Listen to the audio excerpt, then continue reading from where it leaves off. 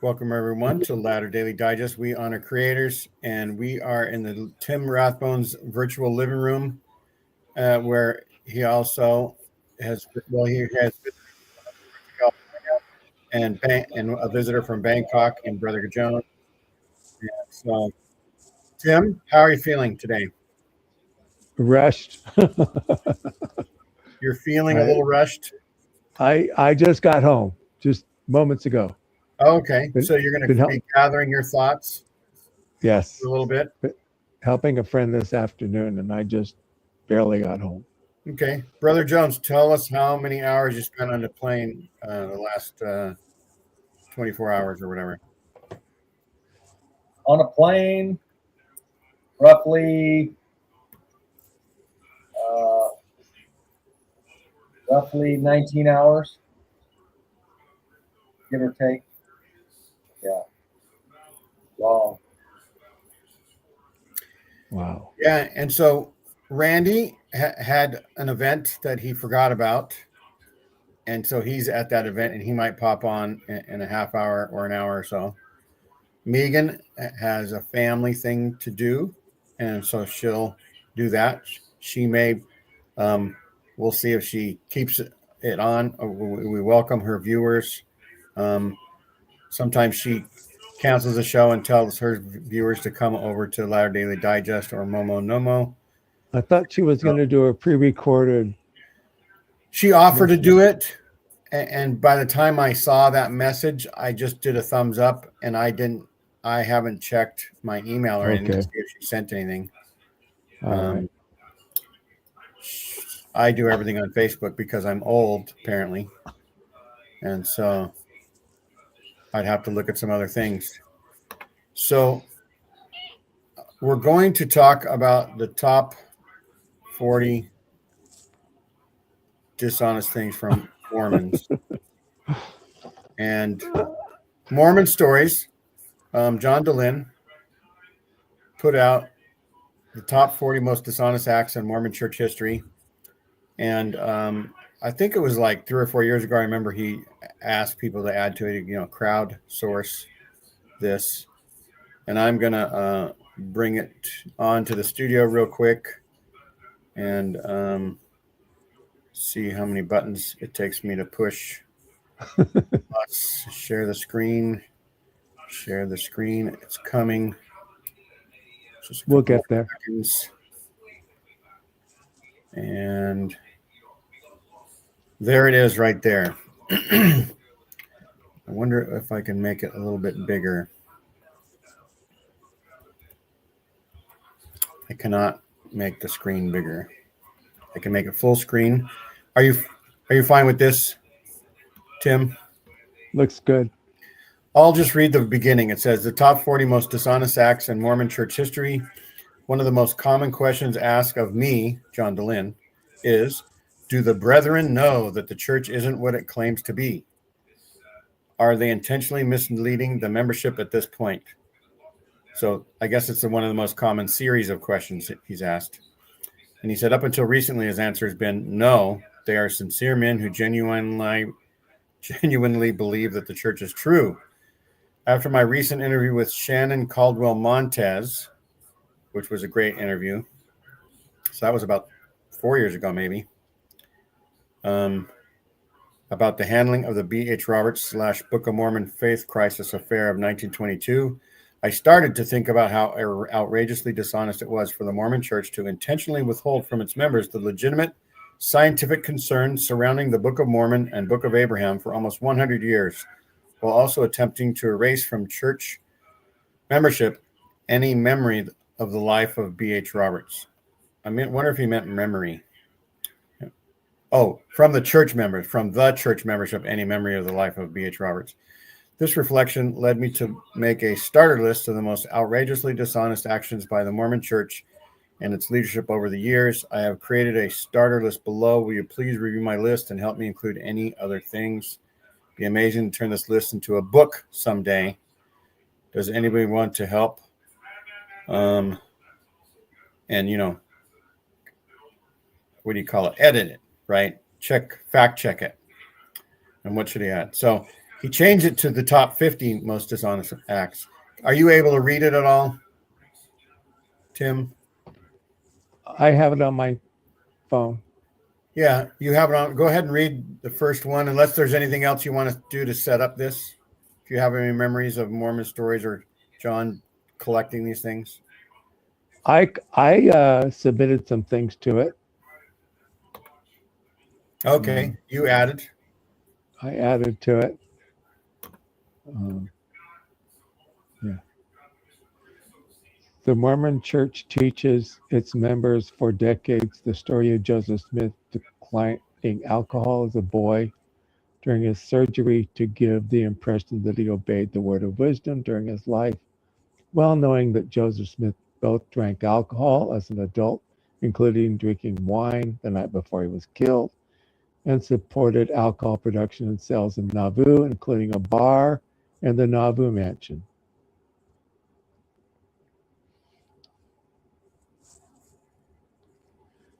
So, Do you have any comments about that? They all drank back then. They all drank coffee. They all drank alcohol. They believed in spirits. They believed in spirits. That's right. So they were not. So that's one thing is like. So yes, we're taught that the church was like perfect. Although at the same time they would talk about Joseph learned line upon line, precept upon precept. It would be nice for them to say, yeah, he drank, and lots of Mormons drank until the early 1900s when it was made a temple recommend question, right? 1930s when Heber J. Grant. Well, whenever it was, they could at least say that, right? Right. Instead of just not saying stuff. So number 2 is Joseph Smith falsely claiming to have the gift and power of God to translate ancient languages into English when he knew that he didn't have this power, and plagiarized significant portions of his translations. So that fact, and every time we read something about Joseph Smith in particular, led me to believe that the church is based on lies. And we'll get into most of that. And so it makes a lot of sense that there's dishonesty going on. A recent thing is the church is dishonest about what the abuse hotline is. Yeah. They think it's part of the protection of innocent victims, and it's not. The hotline is about protecting the church. There's myriad stories. I don't know if I've even heard one story about a victim saying the church was absolutely great when I reported my abuse. The church put all the machinations working to get me counseling. The perpetrators were punished and put in jail, and their acts were made known to try to find out more what other damage has been done. They were never given another position in church leadership again, like say counselor in the bishopric in the future, or member of the high council, like even just happened recently in San Antonio. And so that's kind of a dishonest thing there. That's even today. But there are lots of good teachings, and lots of things happen good. Are you able to read number 3? Or is Brother Jones able to read any of these? Brother Jones, do you have this up on your computer? 3. Number 3, the Mormon Church knowingly deceived members by portraying Joseph Smith as translating the Book of Mormon using the breastplate and the Urim and Thummim, when they knew that he actually used a stone in a hat. A stone in the hat. Now, Tim knew about the stone in the hat because he saw Joseph Smith peep into the hat. Stone in the hat. That's right. I witnessed it. But actually, when did you first know of the stone in the hat? Sort of. There was an article in Dialogue that somebody wrote about it. In the 60s or 70s or 80s? either the 60s or the 70s.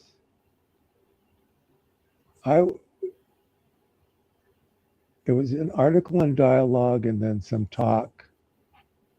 I remember President Nelson actually in the 90s, and it wasn't in conference, but it was in some sort of conference-like setting where he reiterated the story from one of the 11 witnesses, we'll say, that talked about how Joseph would put his head in the hat and read what it said on the rock. And to me, that was like, oh, well, that guy got excommunicated from the church, right? And even though Nelson is quoting it, he's not testifying that that's what happened. He's just quoting what somebody said. Well, there was also an article in the Ensign that I think Richard Anderson wrote that talked about looking in the stone and the words would appear on the stone or in the stone somehow, that he would see it that way and read it that way. Right, but never part of any lesson plan. Never Right. part of the pictures that you get when you're a teacher and you go to the ward library and you get a set of pictures for your class. No artwork. And it's in the official history. It's in the Joseph Smith history. It says that he used to hear him and tell them. Yeah. Right. I wonder if it was in B.H. Roberts' did he write the documentary history of the church? 6 or 8 volumes. I wonder if it was in there or not. It's in the Joseph Smith history. Okay. So read number 4 then, Tim. Joseph Smith knowingly and intentionally altering revelations written down in both the Book of Mormon and the Doctrine and Covenants once they were demonstrated to be true or untrue, false or untrue. Right. And like the wood, like the working with the rod changed to the gift of Aaron. And how do we know from what source, what truthful, wonderful couple source do we know where most of these changes occurred? The Book of Commandments compared to the 1835 Doctrine, 1832 Book of Commandments compared to the 1835 Doctrine and Covenants is when the changes were made. Right, but what couple that operated the Lighthouse Ministry let everybody know about all these changes? Oh, the Tanners? The Tanners did, right? That's their part in the big red book that was talked about in the Under the Banner of Heaven. Yeah. Mormonism, Shadow of Reality. Mormonism, Shadow of Reality. Okay, number 5, Joseph Smith intentionally defrauding members of the church in Kirkland over their savings by knowingly creating a fraudulent bank and then misappropriating the funds. What do you think about that, Tim? Not good. Not good. So I remember where they walked in and they had box and barrels of buckets of slugs and sand, and then they put coins on top of them to weigh it down. Very dishonest, Yeah, and we have people saying that those things happened, and yes, and calling it an anti-bank bank, as Trevor says. Anti-bank bank. And so like they didn't get approved, and so they went around the rules. And but I also remember reading that there was a general decline in the economy in the United States economy. Right. But I recently heard that the anti-bank collapsed before the either regional or nationwide collapse of the banking system. Yes. And I also know that they printed $3 bills. And I remember hearing people saying it's as good as a $3 bill or something like that. I don't remember what. Well, there was no national currency at the time. Right. Not until after the Civil War, really, was there a national currency. Each mint and state had their own currency, basically. So, Brother Jones, are you able to Are you just talking straight to your laptop, or are you using earbuds, or what are you using? I don't have a separate mic. You're just using your laptop. Yeah. So somehow it seems like you're in a cave. So when you do talk, maybe just sort of maybe come closer, but talk gentle or not necessarily louder. But hopefully that will help some. Do you want to read the whatever one we're on next? Number 6. Number 6. Number 6, Joseph Smith manufacturing the bestowal of the Melchizedek priesthood years after it was supposed to have been given to the church, and then amending history accordingly. I have a comment about this. I first learned about this problem from Rough Stone Rolling. Right. And I have to admit, there were 2 things in there that I just didn't make sense to me.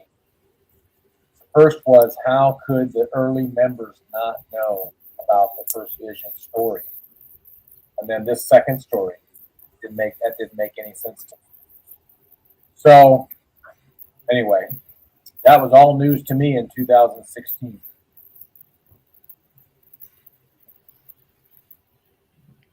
you have anything to say about that, Tim?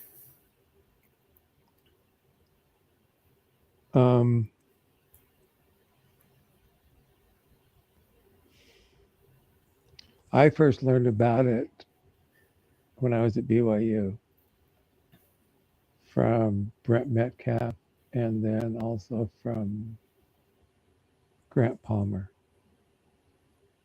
And we knew the exact day when the Aaronic priesthood was restored, but the Melchizedek priesthood had a question mark. Sometime in the spring.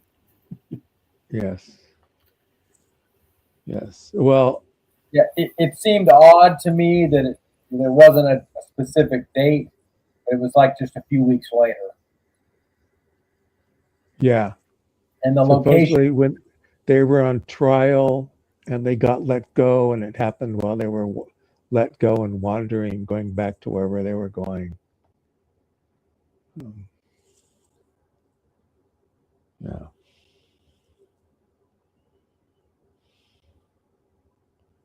And I heard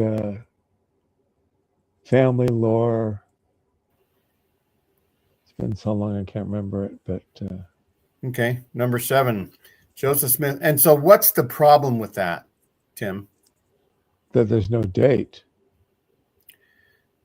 That the problem is that we can't tie it down to any date or time. and the problem with the early church supporters of Joseph was they that didn't know. Joseph Smith had one calling at first, and that, according to his own revelation, and that was Prophets. to bring forth the Book of Mormon.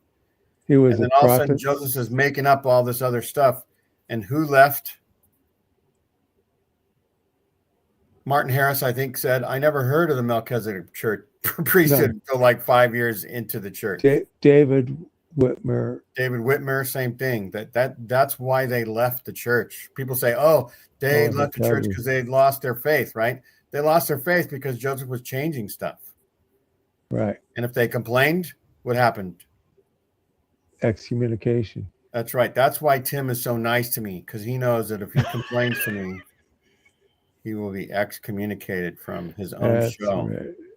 That's right. Okay, Tim, read number 8. Or wait, no, number 7 is a big one. Joseph Smith excommunicating Oliver Cowdery for accurately accusing him of an adulterous affair with Fanny Alger in 1838. So what's the dishonesty around there? That Oliver Cowdery told the truth. And so you excommunicate somebody for telling the truth. Tell the truth. The church has a long tradition of excommunicating people who tell the truth. Yeah. Hey, guys. Hi, Randy. Hi, Randy. Randy's here. Go ahead and pull up the list. What's that? Did somebody else take the list out? No, it's in the chat. It's in our group chat. We're on number 8. Oh. of the Cool. 40 thing. Tim, I love your Santa outfit. Thank you. Tim is playing the Grinch towards the Mormon Church this week. I can't imagine. I could have gotten a Grinch hat tonight, but I didn't. I got this instead. It's pretty Maybe I'll much go the back same to hat, but green. Grinch. Or doesn't Yeah. he wear the Santa hat anyway when he fakes it? Yes, he does. That's right. So there you Right. go. Yeah. So number 8 is Joseph Smith overtly lying to Emma about polygamy, which included Joseph performing a fake sealing of Emily and Eliza Partridge to Joseph after it had already been sealed to them both secretly. Both secretly. So today, Randy and I interviewed a helper of Michelle Brady Stone, and we're going to show that show later. And they have she's helped Michelle and Cheryl Bruno start the Journal of Mormon Polygamy, which, while a lot of people think it's founded just so that we'll say polygamy deniers, or there's another word, reformation of the truth, or Monogamy affirmers. monogamy affirmers. Yeah. And so anyway, she lays out a case, and she did a whole movie. And so Latter Daily Digest honors creators, and she created a movie. And so we interviewed her about that. She's a wonderful person. And because she was telling her truth, the church excommunicated her. And so. And there's one that's coming up. It's not. Yeah, we don't know who the person coming up is. And so. But it's not Michelle Stone. Yeah, Steve Pinecker gave us an early Christmas gift by saying somebody was going to be excommunicated, but I'm not going to tell you who it is. So it's like getting an early Christmas gift that says, don't open until New Year's Eve. He just did a short today saying it was not Michelle. Yes. Yes. But he knows who it is. But yes, he knows who it is. I was just responding to songs. Michelle Stone wasn't exed, right? Because she complied with their wishes. Yes. Yes. Yes.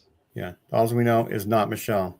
So every member of the church right now is under the firing line except for Michelle Brady Stone. Well, anybody, but more than likely a polygamy denier who actually Steve said it was not a polygamy denier. That's right. So, and it's somebody who had a podcast. So that's only half the members of the church. So how does that down a little bit? How does Steve know? Because Steve talks with people. He's got people. He's friendly. He's got people. He knows people who knows people who knows people. And so some of these songs wonders if it's Julie Hanks, but I don't know that Julie Hanks took any of her stuff down. And I wouldn't consider Julie a top podcaster. Well, Julie has pretty much. And she's already been anti lately. She's vocal about how shitty the church is, I'll say. Yeah, she's moving on. Disappeared for the Lord. Disappeared for the Lord. Very good. Very good, Trevor. Very good.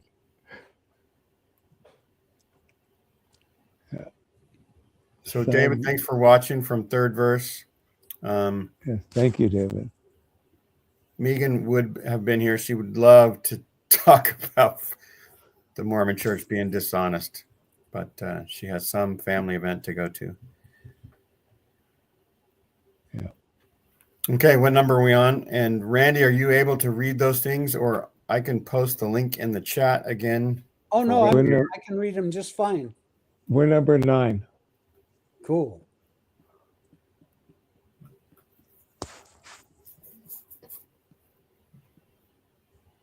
Okay, Randy, read number 9.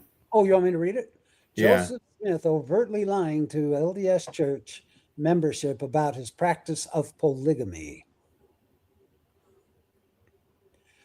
Well, that he did.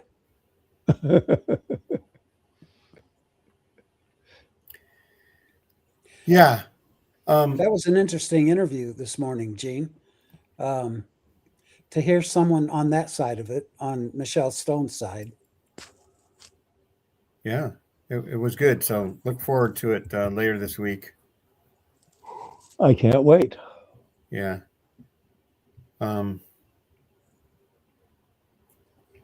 Who's next? 10.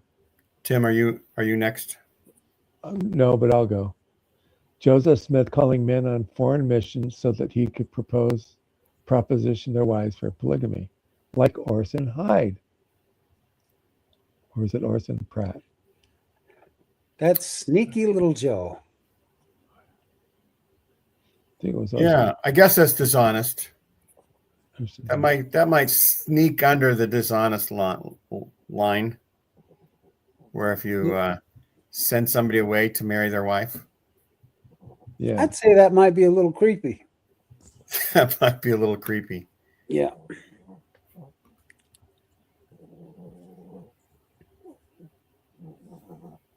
Okay, I'll read the next one. Joseph Smith publicly maligned women as whores who denied his polygamous advances. So yes, I would. He is being dishonest by doing that. He would write letters to the editor and say, if you hear this person say anything, don't listen to her because she's a whore. That's right. Yeah, she wouldn't sleep with me, so she's a whore. That's right. Yeah, I don't know how many women fit that category for me. It's like None that I've heard of, Gene. It's like 4 billion won't sleep with me. We can all call them whores. Yeah. So anyhow, who wants to read number 12? Joseph Smith destroying the Nauvoo Expositor because it accurately reported that he was secretly practicing polygamy and lying about it. Sorry, Brother Jones, if I cut you off. I didn't mean to. Brother Jones can read the next one. And I'll say about that one, we didn't mention this to our guest, and that's our guest was Karen Hyatt. But, Joseph Smith in destroying the expositor acted like the expositor was telling the truth about him. Because if you're innocent, you don't, if somebody accuses you of stealing a bank and you burn their house down for doing it, for accusing you, when all you have to do is come up with an alibi and say, oh, I wasn't near the bank. I was in, Florida last week. Here's my credit card receipts, right? You don't have to burn something down in order to prove your innocence. Nope. Are we on what? 14? You want to read 14? 14. Mormon Church. Or maybe 13. Maybe 13. Mormon Church continually portraying Joseph Smith as an innocent victim leading up to his death. Yeah, I don't know how many times I heard Joseph Smith was arrested 30 times and not once convicted. Sounds like Donald Trump. That's like that would be like somebody saying, hey, Gene, have you been convicted of murder? Oh, no, not convicted. No. Like, that's not really a great comeback. Yeah. You mean that I actually do time for it? Yeah. It's like, interestingly, none of the witnesses survived long enough to testify against me. OJ was never convicted of murder. That's right. But he was found responsible for the death. That's right. If the glove don't fit, you must have quit. Number 14, the Mormon Church knowingly and falsely portraying Joseph Smith as a monogamist in its curriculum for the members for over a century. And I remember in 2015, the headlines of like the LA Times or something said, Mormon church admits to Joseph Smith's polygamy.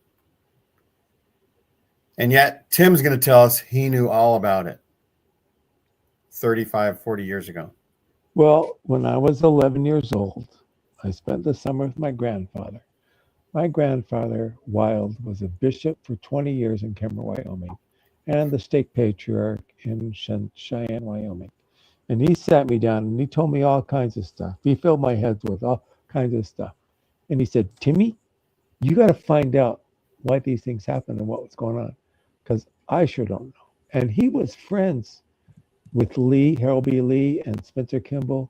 When I was there for the summer, one of them came for state conference and stayed with Grandpa. I don't remember who it was, but all I know is it was a general authority. Yeah, Wow. he knew these men. Well, he was a bishop for 20 years and state patriarch, and he was in finance. He was also a state senator in Wyoming on their legislature. Right. But the main thing about that point is that they portrayed it in its curriculum as Right. Joseph Smith being quoted as, I'm accused of having 7 wives, but I look around and only see one. One. Well, maybe his 6 other wives were in the next room. It's not. Yeah. It's not really a denial, is it? No. Okay, Tim, read number 15. The Mountain Meadows Massacre. Mormon leaders and church members in southern Utah promising peace via a white flag to the besieged member of the Baker Fancher immigrant wagon train, and then dressed up as Native Americans so that the Native Americans could be blamed for the massacre. In total, 120 men, women, and children were massacred. It has a special place in your heart, doesn't it, Tim? Yeah, it does. You know, I still haven't finished my poem I started to write last year about it. I watched, what's her name? Is it Elise? What is the... Elise Ansola, Cults to Consciousness? Nope. Alyssa Grenfell?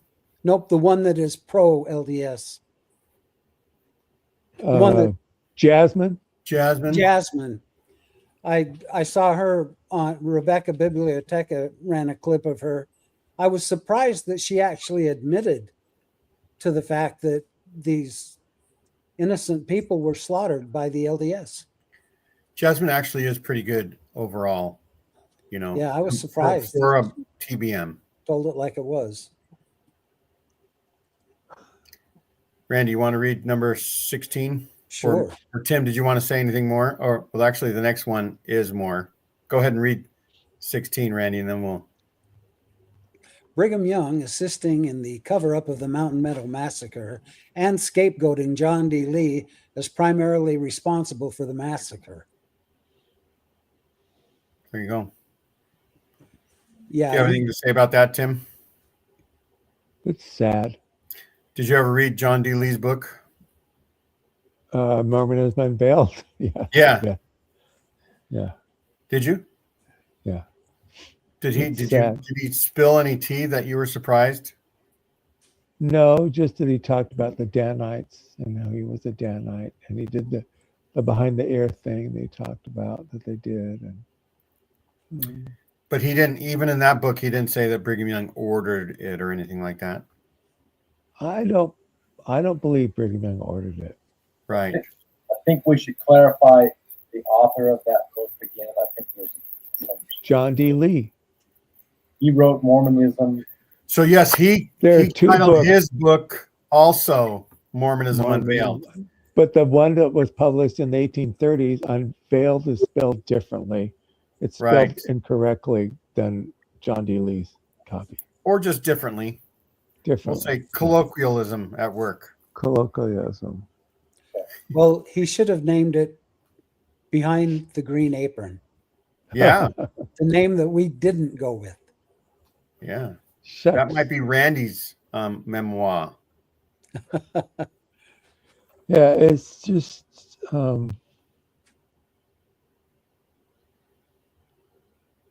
now that all the evidence has finally come out, when Ron Walker's book, there wasn't a lot, according to his book, there wasn't a lot of a cover-up as we thought there was. But the cover-up was really the people not talking about it, and nobody's saying anything for years about it. It was executed by a firing squad right there. And there were three separate places where they were killed. The men were killed where the big cairn is, and the women where the other one is that you can't get on. And then there's a third one where the children were killed, the kids above 8. So, yeah.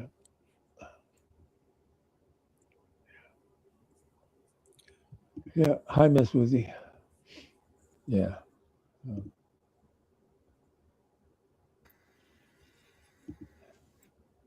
It's tough. It's a tough one. I had a friend who went on a mission in Arkansas and told me about the persecution he got as a missionary. He was there. And the thing about the Mountain Meadows Massacre is, all my life as a young person, I would hear that it happened, and that the message was that it wasn't really the Mormons that did it. Right, it was the Indians. It happened in Utah, and we're sad that it happened, but it was not any Mormons doing it. The Mormons killed the men, and the Native Americans killed the women and the children. That's the way it happened, because they didn't want to be associated with killing the women and the children. So they all shot. And they kept some of the children alive. Under 8, if you were under 8, they kept you. But if you're over 8, you were a goner. Let's see. 17, the Mormon Church telling the world in 1890 that it was stopping polygamy, then secretly and intentionally continued to practice it at the highest levels, including allowing new polygamous sealings for several more decades.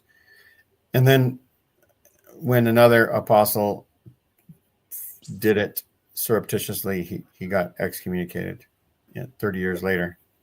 Well, let me go back to what Hellfire said. Yeah, President Hinckley. I think President Hinckley did his best to heal the wound when they rededicated the monument there. Yeah. Where is his comment? Oh, right yeah. I was going to mention that. But there's still hard feelings. So, but now this one, okay. According to Mike Quinn, the last polygamous marriage that he found was in 1925 in the Logan Temple. And I think he counted like 236 post-manifesto. Yeah, 200, yes, something. I've got the figures somewhere. I want to comment on this. Okay. If I'm not mistaken, we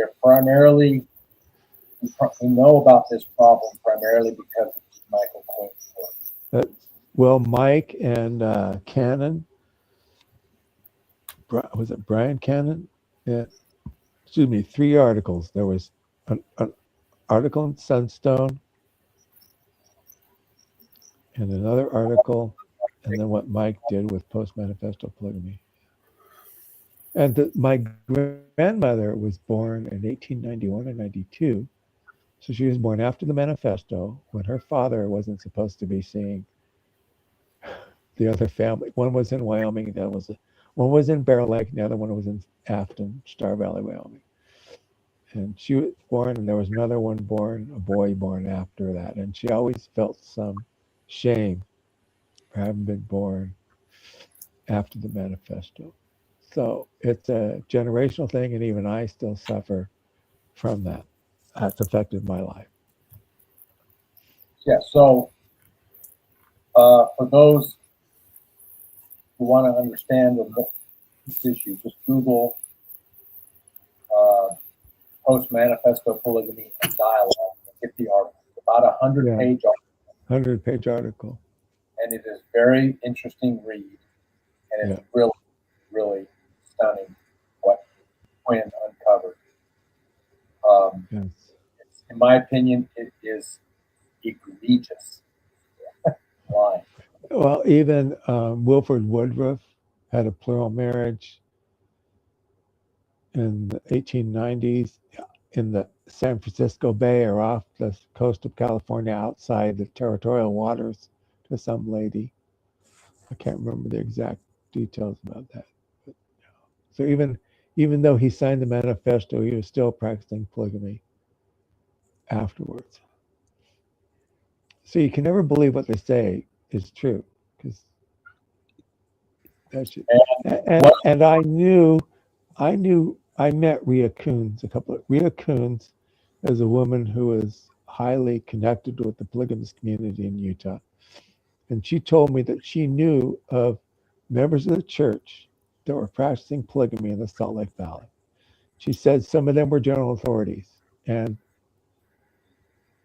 at that time, I questioned him. And now I'm pretty sure it's probably true, considering that I know from a friend that Bruce M. McConkie had at least 3 affairs during his tenure as an apostle.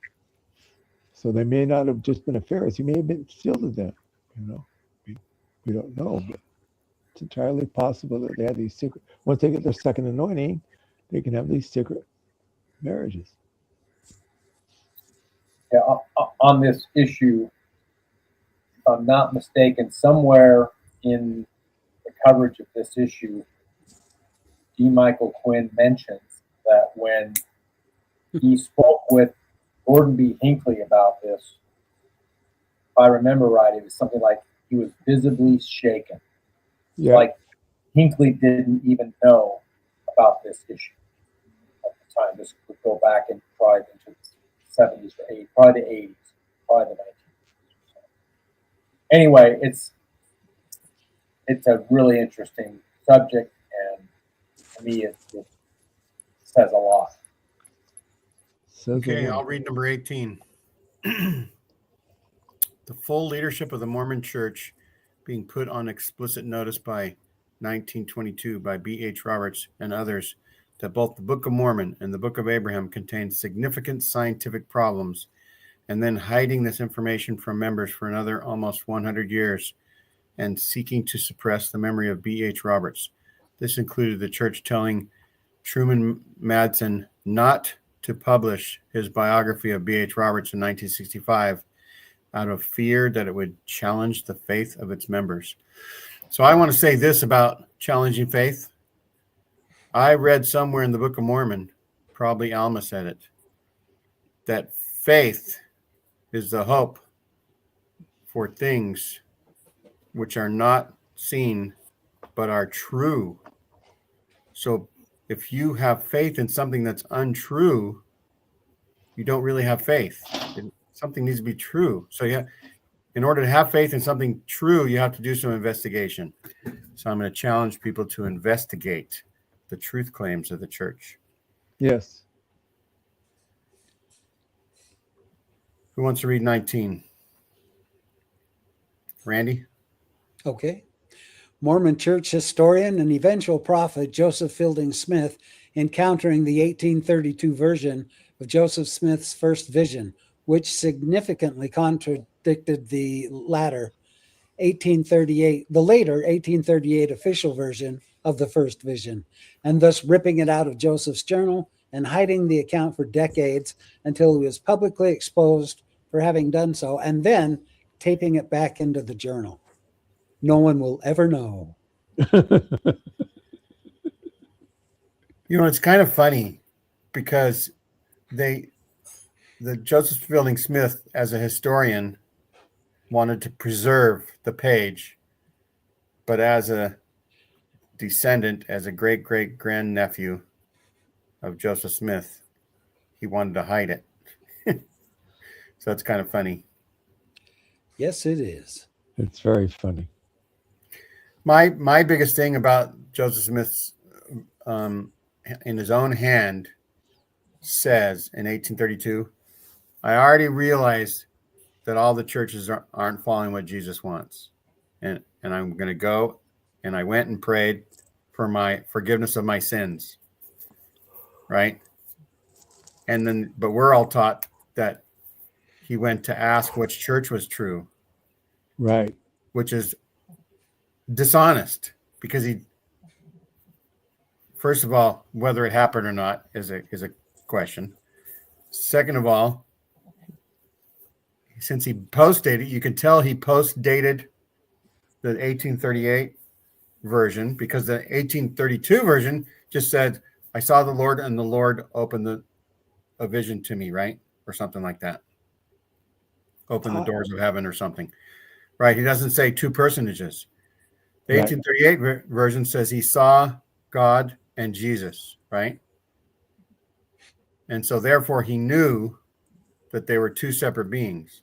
And yet the Book of Mormon that he wrote, that was published in 1830, basically had the Trinitarian version. Right, Tim? Isn't that something? Right. Right. And I had to change it. I kind of am leaning towards him asking for forgiveness of sins, because in David Patton's diary, David Patton talks about before being a member it happened, and there's Charles Gadsden Finney in his biography, and a couple of others of preachers at the time. Right, like 20. I think there's 20 published testimonies Yeah. of them praying to receive a forgiveness of their sins. And so if you wanted to be a church leader, that's what you did. That was the popular sort of, what is it called when you're a kid and you read pirate novels? You're sort of fantasizing. Fantasizing.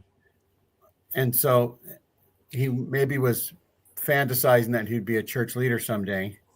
And so, because he had been an exhorter, which is a preacher of a type. Right. And so he knew he had the chops for that. Gene, I fantasize all the time, but there's never pirates involved. Well, it'll come. When you're older, Randy, like I am, I'll in a week or so, I'll start fantasizing about pirates. it's almost all pirates from here on out. Hey, pirates are cool. 20. The Mormon Church excommunicating David O. McKay's niece, Fawn Brody, for authoring a historically accurate biography of Joseph Smith entitled No Man Knows My History. And so I heard about that book when I was a teenager or a young man, before I was married even, but I didn't want to read it because it was full of anti-Mormon lies. And then I didn't know, but Dan Vogel wrote a biography of Joseph Smith in the early 2000s. And then a year later, Brother Bushman wrote a biography of Joseph Smith. And I recently read both Dan Vogel's and Richard Bushman's biographies. And what's Richard Bushman's called? A Rough Stone Rolling. Rough Stone Rolling. And Dan's was called Making of a Prophet. And the books feature almost the exact same facts. And Dan Vogel at the end of the chapter says, so Joseph Smith probably was a fraud. And Richard Bushman's conclusion is he's still a prophet, no matter what goes wrong with the church. And I just finished reading the one by the recent one. John Turner. John G. Turner. This is pretty middle of the road. Interesting read. Yeah, and I've been reading it via John Dehlin and John Turner talking about it on Mormon Stories Podcast. And it's making John Dehlin really appreciate that maybe the tough life that Joseph Smith had, how tough it is to convince a group of people of a bunch of lies and keep them all together. Yeah. and to double down when you make prophecies that don't come true. You double down on them. And but that sounds a lot like politicians almost, huh? That we know of. Right. No. So Tim, read 21. After feeling the need to respond to the rising popularity of Fawn Brody's Joseph Smith biography, which everyone should read, the Mormon Church attempting to become more honest, I was going to say dishonest, with its history during the Leonard Arrington years, 72 to 82, only to have the entire initiative scrapped by fears that church members might lose their faith if they were taught the honest history. And it was a volume of like 10 or 15 books covering each period of church history, written by several scholars. Yeah. Is it true that you dated Fawn Brody when you were young? Sure. She taught at I wish I'd gone to UCLA and taken a history class from her. That would have been right. fun. I mean, she was a great historian, professor. Yeah. She wrote a book about Thomas Jefferson, right? Thomas Jefferson. And I won read awards. That. Yes, I read that book. She was physically very attractive as well. She was. Yeah. Yeah. I've never actually seen a picture of her, but you haven't? Oh. No. But every fawn I've ever known. You fawn over. Yeah. You fawn over? Fawnable, right? Yeah. So, but she was very pretty. Yeah, from what I've seen. Okay, so I'll read 22. Or is Brother Jones there? 22. Mormon Apostle Bruce R. McConkie publicly claiming in 1981 that the Adam God doctrine was never known to be taught in the church, only to acknowledge in private to Eugene England in the same year. Yes, President Young did teach that Adam was the father of our spirits and all the related things that cultists ascribe to him. That's the McConkie England letter. Yeah, so cultists are truthful tellers of history, according to Bruce R. McConkie, apparently. Yeah, and I remember Spencer W. Kimball got up in conference and said no such thing was taught. And some other Peterson or somebody said, preposterous that Adam is God. Right? Do you remember that? Peterson. Marquis Peterson. Yeah. Yeah. And so I would only have known it that they were denying that it existed, only to find out that it really was a teaching of Brigham Young. I have a small anecdote. This would have been back around 1976 or 77. I had a close friend whose father was an institute monk.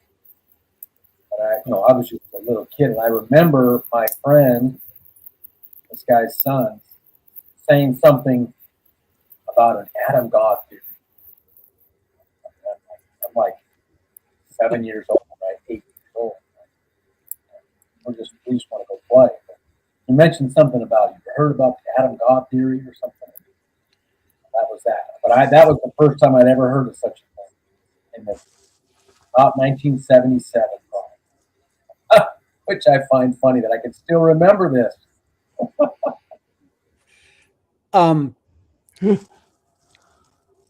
Shoot.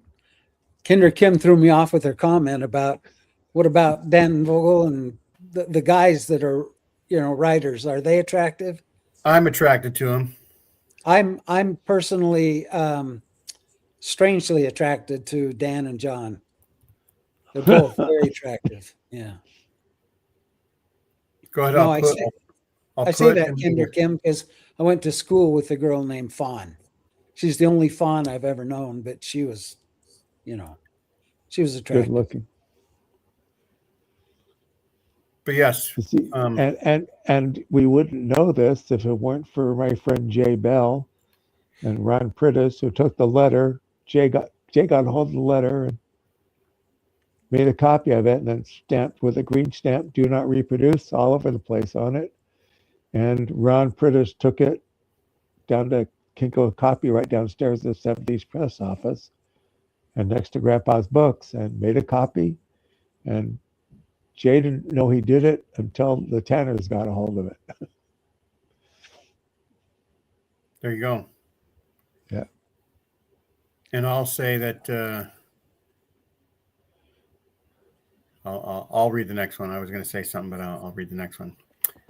Boyd K. Packer explicitly justifying the deception of the membership by privately stating he publicly stated in his 1981 talk entitled "The Mantle is Far, Far Greater Than the Intellect," but it wasn't widely published. That It was in BYU Studies. Yes, it wasn't widely published. It wasn't as read at the pulpit by all the bishops or anything like that. No. Or have a fifth Sunday lesson or something. But There was a pamphlet, if I remember right. Boyd Packer said, some things that are true are not very useful. And this is right when I was getting to BYU. He gave this talk right before I entered BYU. This is August of 81. And I went, yeah.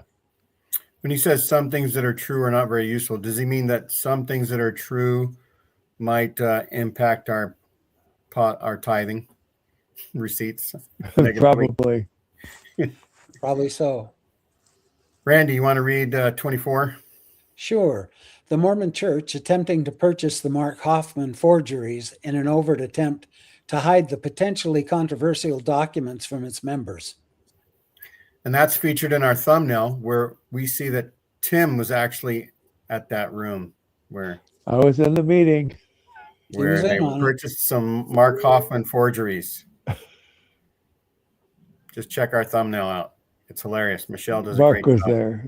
Michelle does an excellent job with all our thumbnails. Okay, Tim, you want to read 25? The Mormon Church enlisting hired apologists such as Nibley, Peterson, Sorensen, Gee, Ash, Bushman, Terrell, and Fiona Givens Fluerman for decades to publicly attack the character of honest truth-tellers of Mormon history and to mislead and gaslight its membership regarding problematic church history.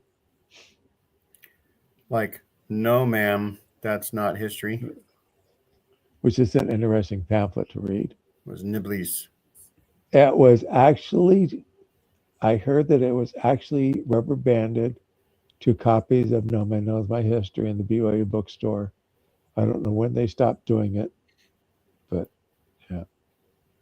That'd be funny if it sold more copies by having that rubber band around it. Like, why is there a rubber band around this? 26. So they enlisted hired apologists, but now they're enlisting the influencers, social influencers. Yeah. In a move of desperation, IMHO. Yeah, maybe in the future is they just hire people who aren't Mormons to say how good the church is.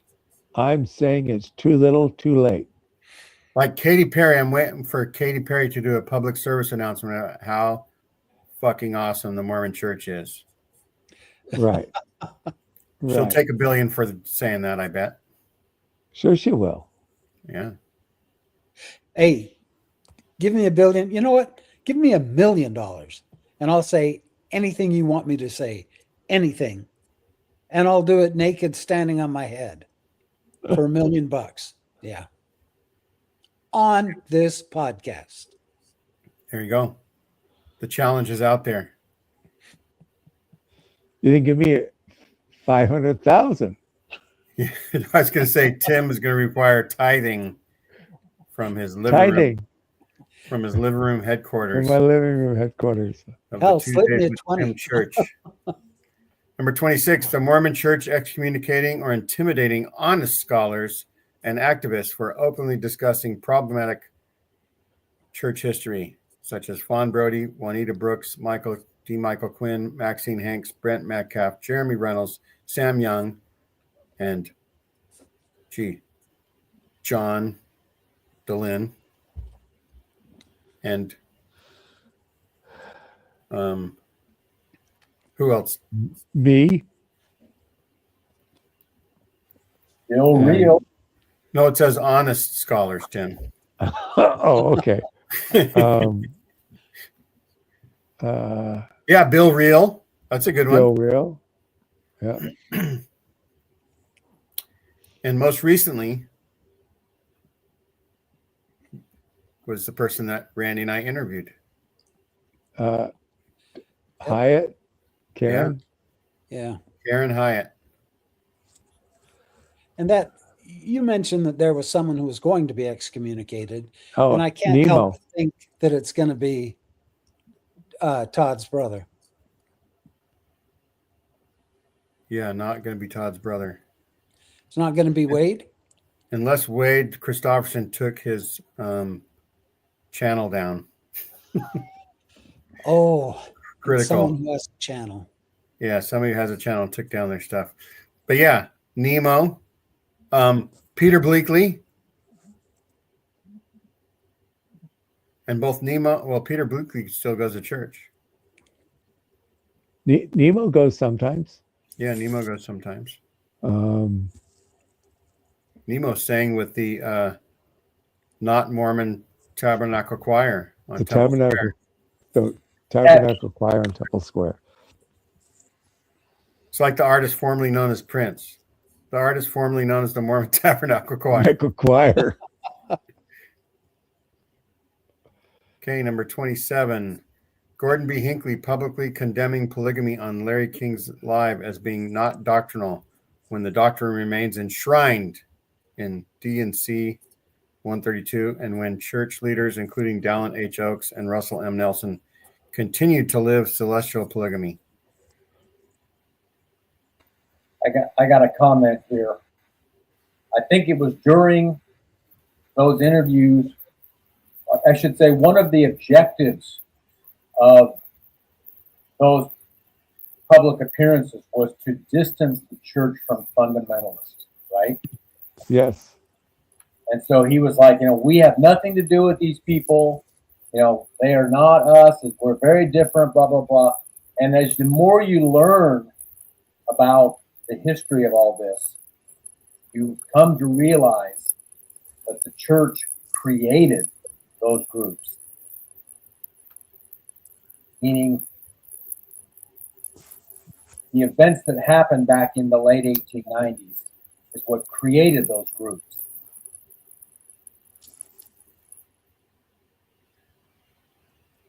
Yeah. Well, and the Taylor trial and the revelation that they just released from John Taylor that they denied all those years and all of a sudden popped up. Yeah, I mean, that's the whole thing with Under the Banner of Heaven, right? Was that the polygamists have a revelation that gives them permission to be. Permission. Yeah. Well, he did ordain men to keep plural marriage alive. Yeah. It was their belief that it would not leave the earth until the Savior comes. So Okay, they're going to whose keep turn it is left it? somehow.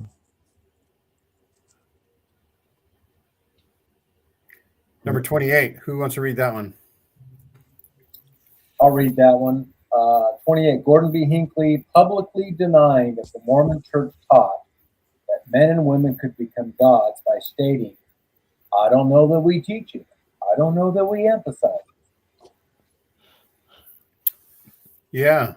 Yeah, that's pretty ballsy for him And to then get what'd up he do? there and say that. And then what did he do right after that at conference? He poked fun at what he said and said, of course I know the doctrine. He told that to the members right across the pulpit. Right. Jeez, did he really? Yeah. Yeah. Oh my gosh. Yeah. That was around 1996 or 8 or something like that. Yeah, 96, I think, is when it happened. 96. Randy was probably in France at the time and wasn't keeping up with Mormon. That's probably absolutely right. Yes. So we'll give you a pass on that. Thanks. You know, I thought it was funny that Brother Jones said something happening in 1976 or 77. And he said, of course, I was just, little then. But in 77, you and I, Gene, were not little. We were graduating from high school. So we thought we were big stuff. 3 of us are old farts, and 1 of us has not reached that yet. And I was home from my mission for about a year and 2 years. 76. We'll have Tim read number 29. Gordon B. Hinckley stating publicly that the members are entitled to know where their tithing goes when he knew the church financial information is withheld from its members. And then read that little box, and because this is from an interview, right? Helmut. In my country, we say the people's churches, the Protestants, the Catholics, they publish all their budgets to all the public. And I was a missionary in Germany, and I can attest to that fact. Hinckley, yeah. Helmut, why is it impossible for your church? Hinckley, well, we simply think that information belongs to those who made the contributions and not to the world. That's the only thing. Yes. Tim, did you ever add up how much tithing you paid? Too much. I never paid a full tithe. I will here admit I never paid a full tithe. And you paid a smaller amount because it was in more valuable dollars in the. Well, I figured I gave so much time to the church. I volunteered so much. You kind of tithed your tithe from your other. I tithed my time. I mean, all the people I helped move who never showed up to church. We moved these families in, and they'd never come to church, and then they'd be gone when we went to go visit them. So that's where the church got the idea to include that in their donations to the poor. They said, if Tim Rathbone can do it, we can do it. We can. Right. So they include all of Tim's work moving people as a donation to the public. Anyway, that was my justification. Charitable contribution. For that, because and I mean, like when you're in church for 3 hours of meetings before you even, you're 6 hours a Sunday, Yeah. It's just, bishopric meeting and then welfare and then ward council, Yeah, it's a lot of stuff. And then during the week, having to go help people do stuff. It's just, anyway.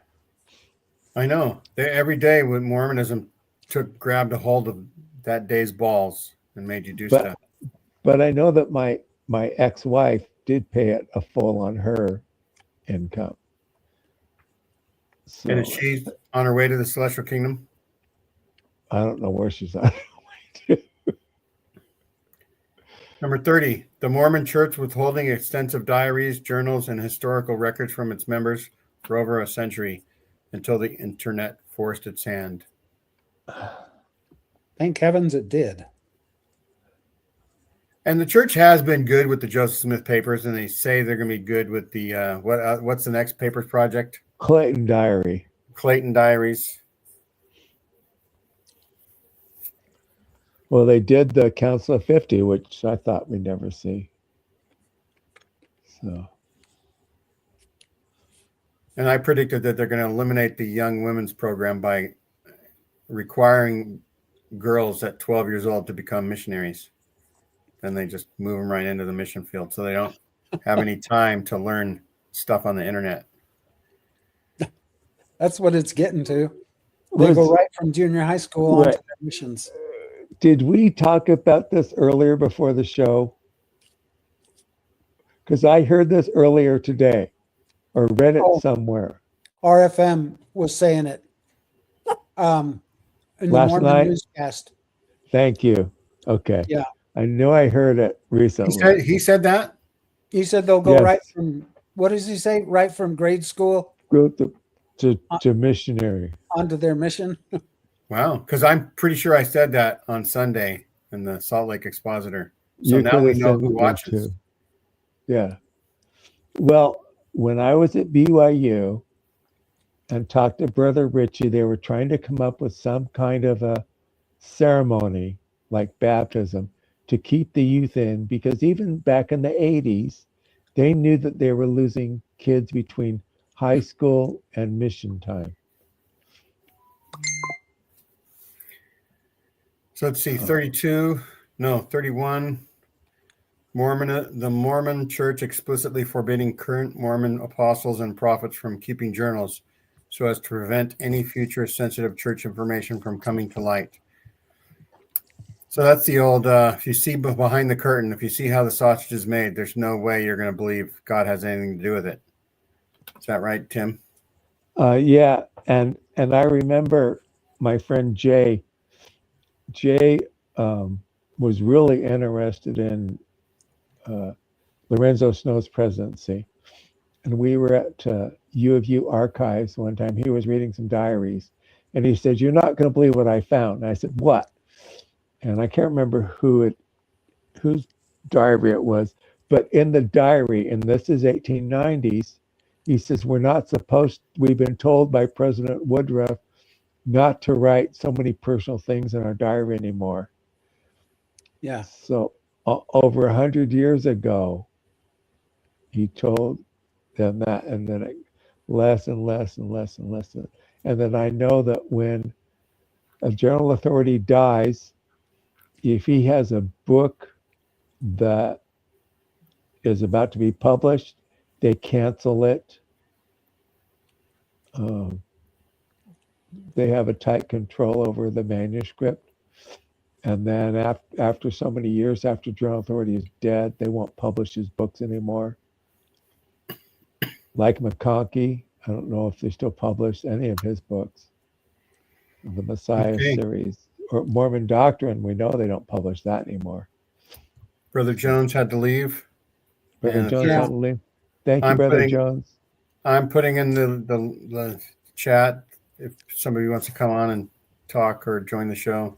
Yeah, where's Trevor? Why is Trevor still out? So we didn't announce it or anything, but Tim wanted to get the show going with the main principals, which is Tim and the three podcasters that are simultaneously delivering the show, and then have people join the show later.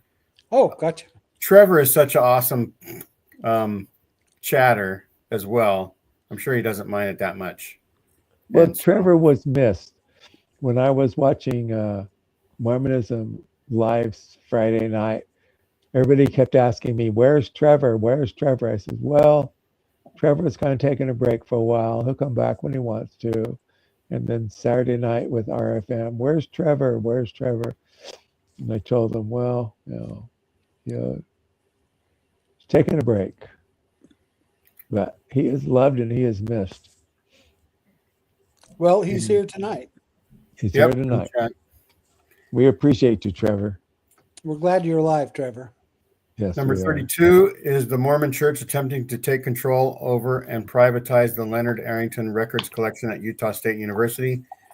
And Utah State snatched it out of the church's hands at the last second when the church was trying to do it, because that was Leonard Arrington's wishes. And I know that Patrick Mason has talked about that, I think, on Mormon Stories, about that story. Tim, you want to read 33? The Mormon Church claiming that no tithing funds were used to build City Creek Mall. There you go. That's bunk. That's bunk. Yeah, and that caused a major tithe payer to sue them. Number 34. The gaslighting infused into LDS gospel topics essays. So, Oh, and brother. how I will characterize that is when I would read the Gospel Topics essays and also the new Saints series, I would say the church is being more honest.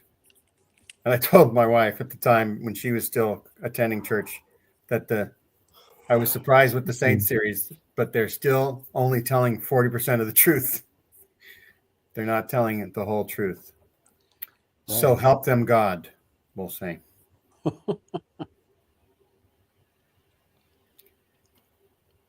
You swear, Gene? I was administering the oath to the church, the constitutional Excuse me. oath, or the court of law oath when you promise to tell the truth and the whole truth and nothing but the truth, which is like 3 versions of truth. Right.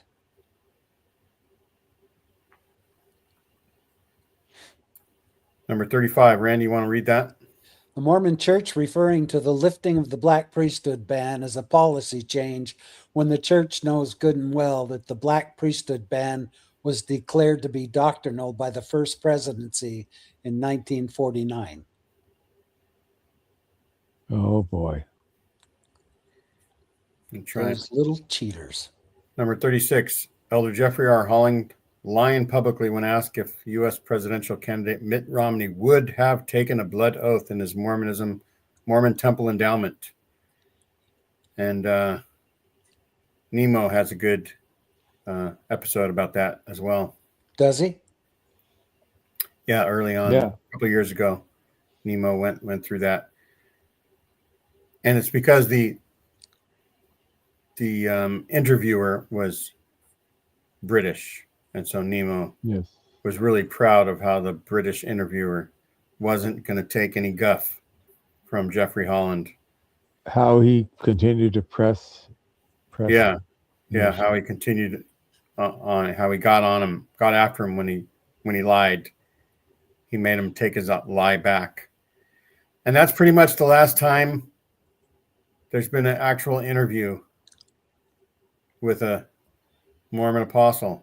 Now, there's been some Mormon apostles make appearances, like Oakes went somewhere and safely enclosed amongst themselves. Yeah, but they've been to things. They went to that millionaire conference. I don't know what it's called. I don't know. There's a bunch of millionaires at it, and then there's Bednar said that the church has millions of dollars instead of billions. Is that where he said the church no longer needs your money? It could be. And since the Lord does not need your money. Yeah, let's play that. The Lord does not need your money. Let's play another thing about tithing. He made a promise to his children that he would open the windows of heaven and pour out a blessing that there shall not be room enough to receive it. Not only that, tithing will keep your name enrolled among the people of God and protect you in the day of vengeance and burning. Fire insurance. And if he made a promise to his children. There's the other one. Really if a hungry. destitute family is faced with the decision of paying their tithing or eating, they should pay their tithing. Disgusting. Yeah, very disgusting. That would be the top 40 disgusting behaviors. We're talking about the dishonest behaviors. Right. We just thought of another show. Russell M. Nelson claiming on number 37 that the heinous November 2015 LGBTQ exclusion policy was inspired of God. It was prophecy, Tim, don't you know? Of course it was. Around 3 years later, and claimed that the rescinding reversal of the now called policy was also a revelation from God. And Nelson also claimed that the LGBTQ exclusion policy was motivated by love. Yeah, sure. Whose love? That reminds me of who was the famous comedian in the 60s? was the hippie George dippy Carlin? brother man, George Carlin, when he talks about that if you don't obey his commandments, you'll burn in hell forever. But he loves you. Right. He loves you. Randy, do you have it in you to read number 38? Elder Ballard explicitly denying in November of 2017 that the Mormon church leaders have ever attempted to hide, I think Yeah, we'll say never, never. is supposed to be, never attempted to hide any troubling history from its members, ever. Some are saying that the church has been hiding the fact that there's more than one version of the first vision, which is just not true. The facts are we don't study. We don't go back and search what has been said on the subject. For example, Dr. James B. Allen of BYU in 1970, he produced an article for the church magazines explaining all about the different versions of the first vision. But it's this idea that the church is hiding something, which we would have to say as two apostles that have covered the world and know the history of the church and know the integrity of the first presidency and the quorum of the 12 from the beginning of time. There has been no attempt on the part in any way of the church leaders trying to hide anything from anybody. Now, we've had the Joseph Smith papers. We didn't have those where they are in our hands now. And so we're learning more about the prophet Joseph. So just trust us whenever you're in the world. Sure, trust us. And you share this message with anyone else who raises the question about the church not being transparent. We're as transparent as we know how to be in telling the truth. We have to do that. That's the Lord's way. Oh, Now, whatever. I will say this, that there was a microfilm copy of the Joseph Smith papers in the BYU archives. Also, the U of U archives had one. So See? anybody who wanted to go to the archives to see them could see them. In fact, Scott Fallring made some printouts of some stuff from the Joseph Smith papers and shared with people. So, yeah. But it wasn't widely known. And Randy, I got chills. I felt you channeled Elder Ballard in that quote. Did you could tell? Yeah, I thought you did a great job. Thanks. I felt very Ballard-esque when I was reading. Excellent. Oh, good. Let's pick apart some of the funnier parts of that thing. Some saying the church has been hiding the fact that there's more than one version of the first vision, which is just not true. So they said in 1970, somebody produced an article, right? Gee, so did anybody know in 1960? Did anybody know in 1920? Did anybody know in 1870? The Tanners would have known about it in the 60s. Right, That's but the church hid it for the church 150 years almost. Right, exactly. Right? And so it is true that they've been hiding it. Yes. Yeah, he's just gaslighting us, saying that we just don't do our studies and research. And then Dallin Oaks chipped in that you know, we've been open for a long time, since 1970, about that. You know, whatever he said, I can't remember. And then he says that from the beginning of time, there's been no attempt. I don't know, Tim, you were around at the beginning of time, but none What's of your these question? guys have been. I mean, to say from the beginning of time is just ridiculous. That's true. And no attempt in any way to hide anything from anybody. And this whole show is about them hiding stuff from people. And it began with a lie, and there's been lying liars ever since. Lying liars. You can know that when their lips are moving, they're lying. Well, we have a lawyer. They have a lawyer as the leader of the church now, who gave a lecture at the BYU Law School on how to lie. That's right. Because lying is what God wants you to do sometimes. Lying for the Lord. Lying is caring. So, Tim, do you remember any of the things that were your inputs into this list? No, I don't. It's been You a don't while. remember specifically. So there's other things that are listed on honorable mention. So apparently a couple of things were taken out, maybe a bunch more because it says 40 at the top and then it starts by saying 50 and it goes down to 38. I don't know if some Yeah. people said that's not a really good one to have in, and so John took it out without retitling this thing. But anyway, prohibiting generations of non-worthy LDS and or non-LDS family and friends from the United States from attending the wedding ceremonies of their believing family and friends. So yeah, that's like shitty policies. That's like we were saying, problems. What did you say? What did we say that it wasn't 50 dishonest things, but 50 terrible things? Heinous. Starts with a Heinous. D. What word starts with a D? Disgusting. Deplorable? Disgusting. It's disgusting that they haven't let family and friends go. Well, now Just you say- can get. Just tell everybody to get married and then seal your wedding at some point, right? That's They're what so they afraid. They They're so allow afraid them of- to do that now. Now they're allowed to do that. Right. They they're do it allowed now. to They have could have it. done it for 150 years.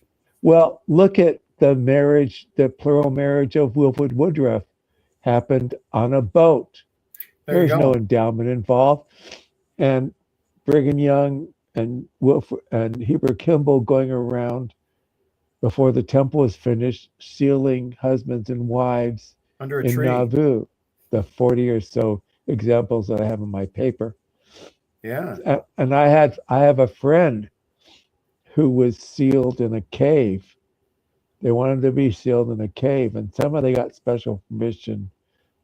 The husband and wife to be sealed, married in a cave somewhere. I can't remember all the Randy has details. always wanted to be sealed in a cave, but he's afraid he wouldn't be able to come out. I got a kind of a phobia about that. Yeah.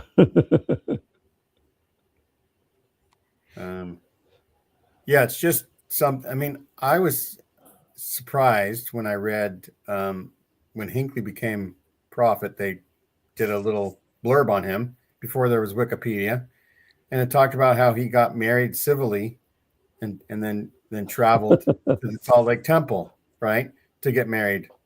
Like, and I don't know if they waited a year or if it's just whenever they could, but it's like, no big deal. Just like all the whole first presidency last year saying, go on missions, young men, when not a one of them went on a mission, right? Oaks Correct. didn't go on a mission. Oaks didn't go. Nelson didn't go on a mission. I would invite. Iron didn't go. I don't think so. I think he went to B school. I don't remember. I would invite Brother Richard Holmes to go to the LDS. No, what is it now? Church of Jesus Christ.org, and just take a little look-see at the gospel topic essays, and they will, in the church's information, they will explain to you that there are multiple accounts of the first vision. This isn't just something that we made up. You can look it up on the church's website.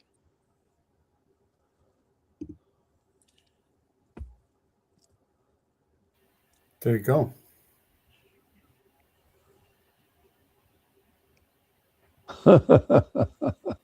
Are you laughing at the peer-reviewed? Yes. Peer-reviewed research from Berkeley Group confirms only 1 in 15 trillion chance that Nephi and Alma were written by the same author. I want to see the receipts. Yeah. 15 trillion. Hell, that's worse than the lottery chances. I'd say there's 1 in a bazillion trillion that there was anybody even named Nephi or Alma that were Nephites. I concur. Okay, Richard, you can believe whatever you want to believe, but have you read them all?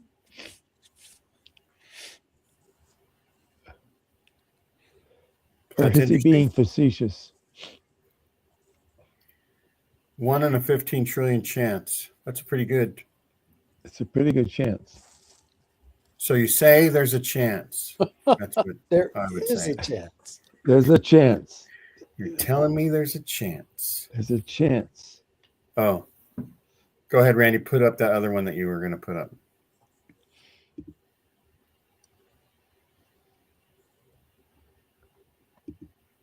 Interesting. Trevor. That's hilarious. Okay, there was something else I was going to read. Russell Nelson broadly proclaims that Mormons believe that marriage should only be between one man and one woman, while DNC teaches 132, and Russell Nelson himself, as well as apostle and now prophet Dallin Oaks, both sealed to multiple women for the eternities. Yeah, this list can be updated because what else would we say that are recent lies? Well, I'll bet you if we asked Todd Christofferson what he knew about Wade, he And would when did he lie know like it? a rug. That's right. He would equivocate. What do we call that when you kind of don't really say the truth? Well, there's several words, but you could be embellishing. Neil Anderson said, "We are not a wealthy people, but we are a good people, and we share what we have." I shall return in a moment. I need to get something. Less than a month after Neil Anderson said that, the Mormon Church showed it was proven to have $120 billion plus stockpile of investments through Ensign Peak Advisors. So they weren't even sharing the information, not as much as even the money, much less the money that they had. And I don't think anything goes out of the Ensign Peak to actually be to charitable people. Anything that the church declares as charities is stuff that individual church members donate. Right. Except for every now and then there's something where they promise $20 million to some group to pay for scholarships or something. I think that the giving machines is a good example. There you While go. it's a wonderful concept, it's not the church donating the things that are inside that machine. It's people donating. The church is just kind of providing the machines and controlling it, and that's good. I mean, I commend them for that.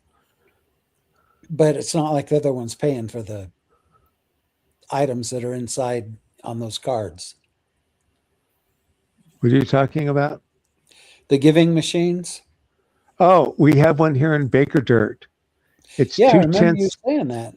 It's a tenth or 2/10 of a mile from where they want to build a temple. So is it coincidence? I doubt it. Probably not. It's strategic. They want to see how much people will give.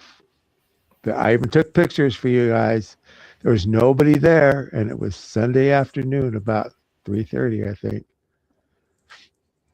Now, the fourth one, Ezra Taft Benson attempting to destroy copies of, ta-da, the Story of the Latter-day Saints, because it contains the words communitarianism, which he thought sounded like communism in this book. Wow. Who wrote that book?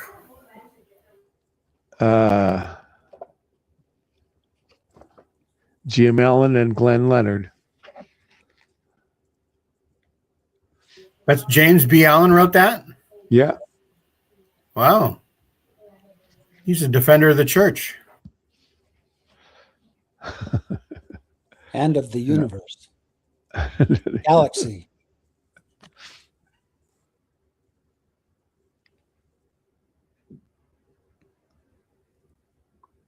Yeah. I'm doing something for a little bit. Let's see. I'm going to share another page. If I can do the right thing. Do I have to stop that screen? I'm going to share another screen that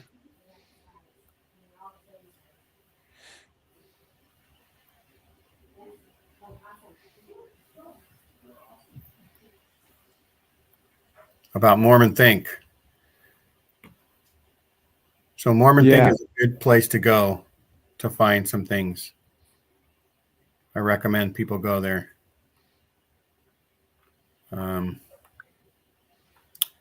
There's an article in Mormon Think about lying for the Lord, and I'm trying to find it. I'm going to put in the link in the comments. There is a talk.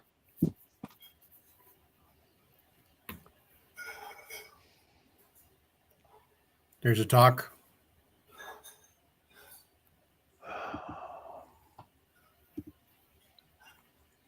If I can find it.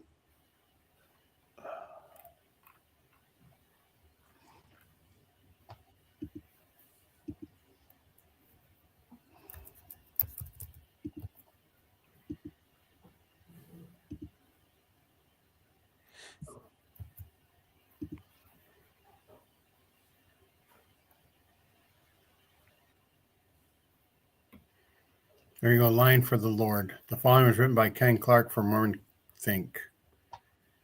And he was in the church education system for 27 years.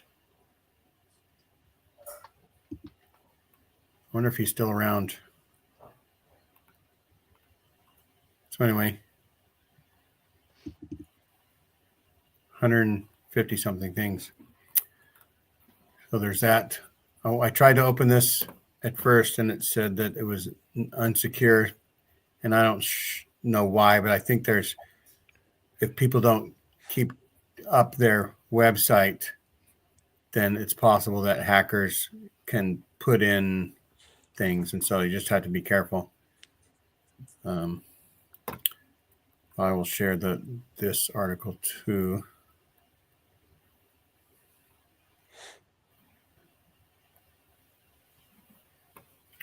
So anyhow, what do you think?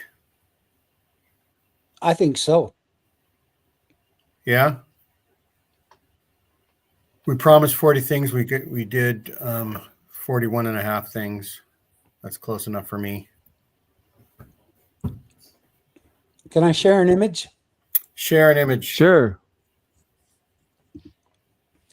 This is a video that just came out. And for any of you who are interested in ghost type stuff, it's just me doing my own little video by myself. But it's a story that I think a lot of you will be interested in. It's on Momo Nomo. There you go. It looks like you have a partial guest on your show. Yeah, exactly. I can see right through your guest, but not necessarily through you. He's very transparent. Yeah, okay. That's the positive side. Yeah. Yeah. And later on in the week, Randy and I are going to be showing an interview we did with, it's coming up. We're going to interview Cheryl Bruno and talk about the upcoming Journal of Mormon Polygamy Conference, where all things are polygamy. So Richard Holmes is still helping us out. That's what LDS know the Bible. So speaking about knowing the Bible better, the apparently the scripture, whatever it's called, is allowing Mormons to use whatever version of the Bible they want when they do lessons. Well, when I was in Germany, they used the Martin Luther Bible. Yeah, you commented on Rebecca Biblioteca showing that on the LDS scripture website, whatever it is, that you can use all these things. And people were saying, oh man, that would have been so great when I was a teacher 30 years ago or something, because there are lots of, I wonder, is this Richard Holmes, somebody I knew? Oh, Holmes. Never mind. Sherlock's brother, his Mormon cousin. So LDS know the Bible better than members of other churches? Richard, where have you been living under a rock? Where have you been sleeping? Have you heard of Bart Ehrman or Any other? How about what's his Thank you, love. Sorry. name? So, in a way, I thought just like Richard, because the Mormon Church was there, allowed God to tell Steve Jobs of Apple Computer and Steve Wozniak how to build better computers, all because the Mormon Church existed. And so yeah, Richard, you're in the larvae stage. You're thinking. It doesn't mean your thinking is great right now, but you are thinking, and so I respect that. I would say, Richard, get a book called "Who Wrote the Bible." I can, if you're on Facebook, I can send you a nice bibliography of books to read. You know that none of it was written down when it happened. None of all the what? stuff. Say it again. None of what happened in the Bible was written when it happened. Right. It all happened. The New Testament was not written until 50 to 60 years after the man supposedly lived, and even the letters of Paul, the letters to the different churches were written down years after they were given. They were oral histories before that, and they were each to a different community. Yeah, so some guy out there said he checked the footnote on the 1 in 47 trillion chance, and it says there's no current text in this page. You search for this page, title and other pages. You can search somewhere else for it. So yeah, if you just throw numbers out there and just say whatever comes out of your orifice, wherever that is, you might convince somebody, right? Yeah. So anyway, thanks for watching, Richard. Thanks for watching, guys. Yeah. You're welcome, Richard. If you want to come on the show, come on the show. Richard, I was just perusing your Facebook page. I hope you don't mind.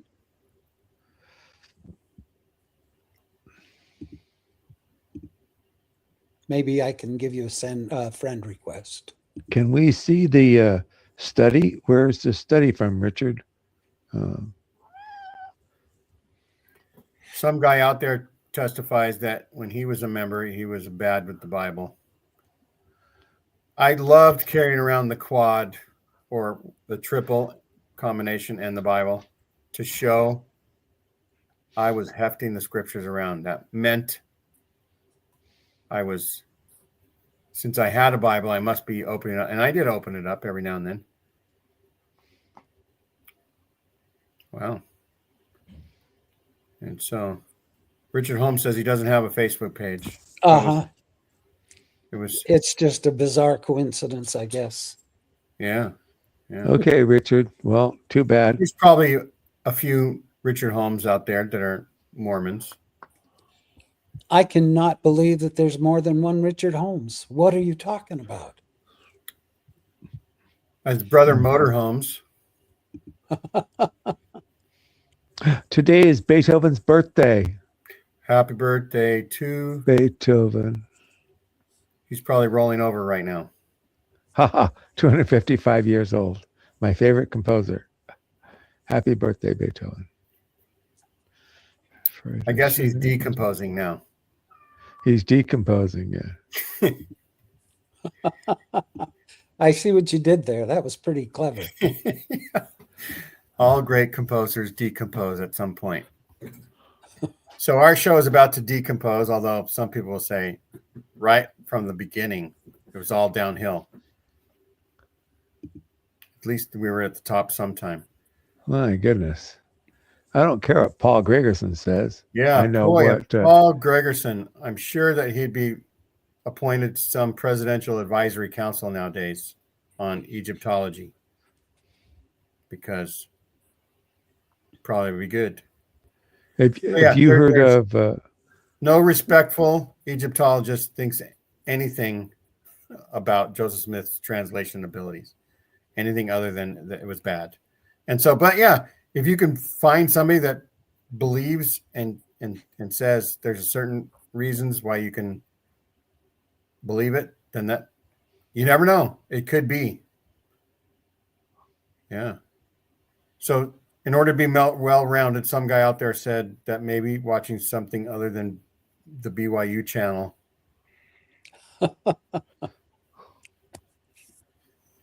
Yeah, for scholarship. Who's the guy that did the Book of Abraham stuff? That passed away because of Yes.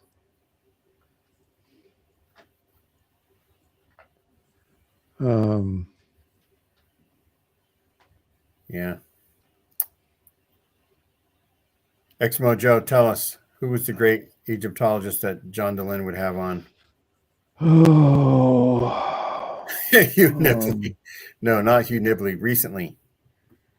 And yeah. Yeah, I can see him. I can hear him talk, but I can't think of it. But yes, he's the only Robert Rittner.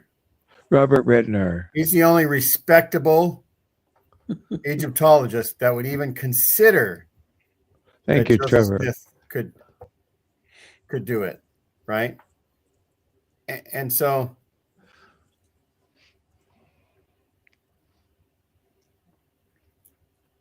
what else did Richard say? The translation from Smith was never supposed to match up with the translation from that of the arrogant Egyptologist to begin with. Wait. So we're talking about That's moving the goalposts out of the stadium. So wait. So we have one scroll from one mummy that is 1,000 years separated from the hypocephalus, which is another Book of the Dead thing. You know they're separated in time, right, Richard? You do know that the scroll from one is not the same. We have to be grateful for Richard. He's shown us exactly why this topic is the top 40 Mormon dishonest behaviors, and why we agree that there's maybe hundreds or thousands of more, and we're just hitting the top ones. Richard's being dishonest right now. Yeah. You know he's being dishonest. Yeah, that's totally dishonest. You live in your echo chamber, Richard, and you haven't gone outside of it. Richard, I'm going to challenge you to go outside of it. Joseph Smith was a prophet, and when Tim was a little kid, Joseph Smith warned Tim of some guy in the future named Richard Holmes that might be spewing some things that Joseph Smith never ever said. Richard, how much porn are you watching? Are you masturbating? Richard, as you are, I once was. As I am, as you are, we once were. Yes, we are. You'll become someday. I guarantee you, within the next 2 years, you'll become like us. And Tim, I resemble your remarks. About what? I can only function because of modern day. It's self-medicating for me. Bubble porn. Bubble porn. Oh, we should show some. Find it and show some. Look, Tim, don't you know that people that learn things are just arrogant? You always need to trust people that don't know the things. If somebody learns something, they just become proud. Carrie Muhlstein's Egyptology degree should be taken away. Yeah. Are you dumb enough to assume that Joseph Smith was interpreting correctly, Richard Holmes? I'd like to know what Richard knows. Richard, come on the show. I dare you. I double dog dare you to come on the show and double dog dare you. There are NASA scientists that got man to the moon, and maybe Richard doesn't believe that man went to the moon. I don't know. Right?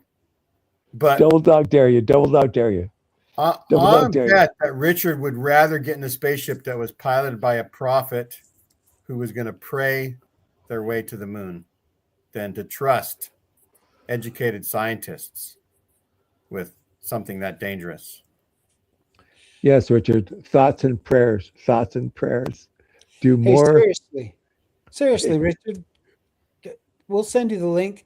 I promise we won't be mean and we won't argue, but I'd love for you to come on and have a little chat with Tim and Jane and I. We won't, it'll be gloves on. No,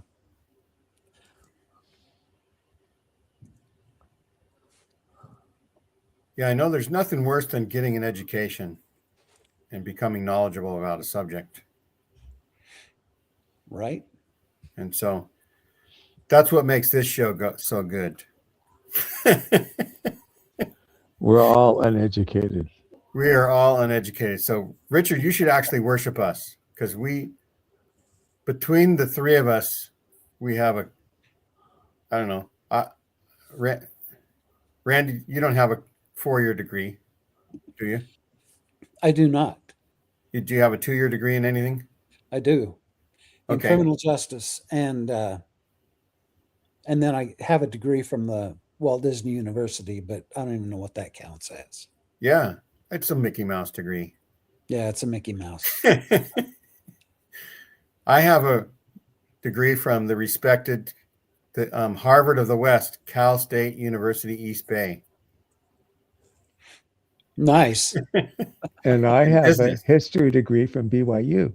There you And go. I worked in History the degree from BYU archives. I worked in the BYU archives, and I worked for Nice. farms. You have And something I Joseph Smith doesn't even have. Went to the BYU to the church archives for 100 days a week for the 5 or 6 years I was at BYU.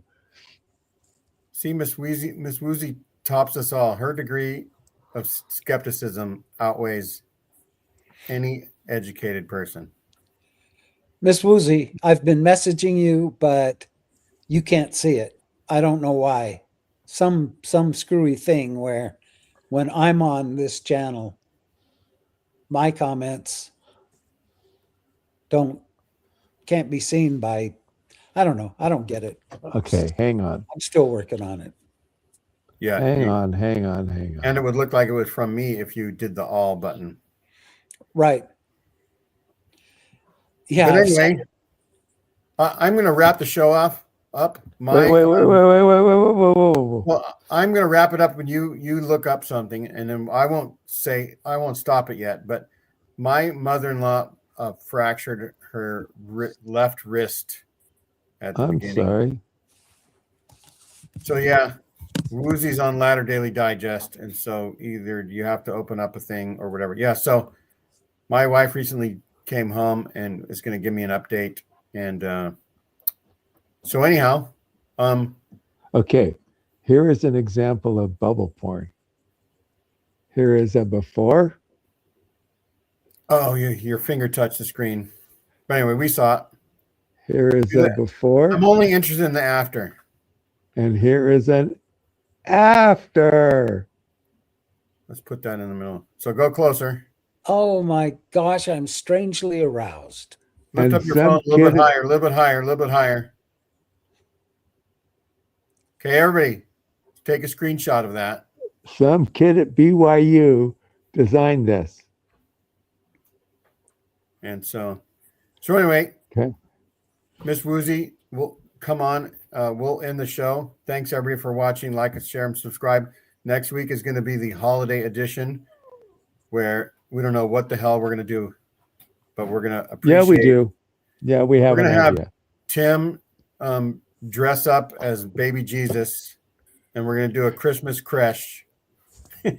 Oh, That'll be good for Michelle to do a Christmas creche with Tim's head on baby Jesus. oh. Thanks everybody for watching. Okay. Thank Oh, you, yeah. guys. We'll put us Bye, all y'all. three back on. Jen they can says wave. good night. Oh, are we And done? we'll Jen, say Jen.